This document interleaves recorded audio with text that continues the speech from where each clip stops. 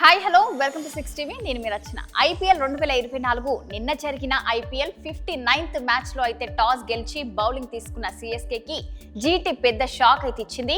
Opening partnership 210 చేసి total score చూసుకున్నట్లయితే 231 అయితే చేసింది. ఇన్నింగ్స్ బ్రేక్ తర్వాత బ్యాటింగ్ కి వచ్చిన సిఎస్కే పవర్ ప్లేలోనే 3 వికెట్లు కోల్పోయింది. ఇక సిఎస్కే మిడిల్ ఆర్డర్ పోరాడినా కూడా సిఎస్కే అయితే గెలవలేకపోయింది. ఆఖరికైతే 196 రన్స్ అయితే చేసింది. ఒకసారి స్కోర్ కార్డ్ అయితే చూద్దాం మనము.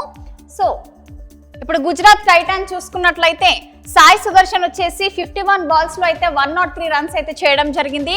ఇంకా నెక్స్ట్ మన కెప్టెన్ శుభ్మన్ గిల్ చూసుకున్నట్టయితే 55 బాల్స్ లో 104 రన్స్ అయితే చేయడం జరిగింది. సో అలాగే మన డేవిడ్ మిల్లర్ చూసుకున్నట్లయితే 11 బాల్స్ లో అయితే 16 రన్స్ చేయడం జరిగింది. సో ఇప్పుడు నెక్స్ట్ మనము టోటల్ స్కోర్ చూసుకున్నట్లయితే 231.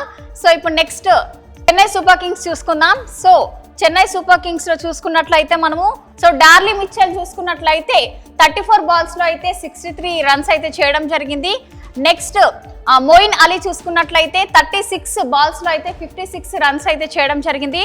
నెక్స్ట్ మనం చూసుకున్నట్లయితే రవీంద్ర జడేజా 10 బాల్స్ లో అయితే 18 రన్స్ చేయడం జరిగింది.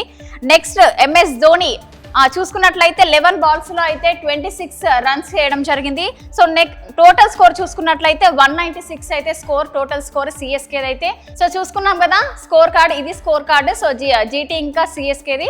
సో అయితే నిన్న మ్యాచ్ లో అయితే ఒక ఇంట్రెస్టింగ్ సీన్ అయితే జరిగిందని చెప్పొచ్చు. అదేంటంటే ధోని ఫ్యాన్ ఒకరైతే సెక్యూరిటీని తప్పించుకొని వచ్చి ధోని కాళ్ళ పైన పడి ధోనిని అయితే హగ్ చేసుకోవడం జరిగింది. అక్కడున్న సెక్యూరిటీ వచ్చి ఆ ఫ్యాన్ అయితే తీసుకెళ్లడం జరిగింది. అయితే ధోనికి మాత్రం ఇది చాలా సార్లు జరిగిందని చెప్పొచ్చు. సో చూసారు కదా నిన్న జరిగిన మ్యాచ్ లో అయితే ఈ ఒక ఇంట్రెస్టింగ్ సీన్ అయితే జరిగింది. సో మరో అప్డేట్ తో మళ్ళీ కలుద్దాం. చూస్తూనే ఉండండి 6 టీవీ.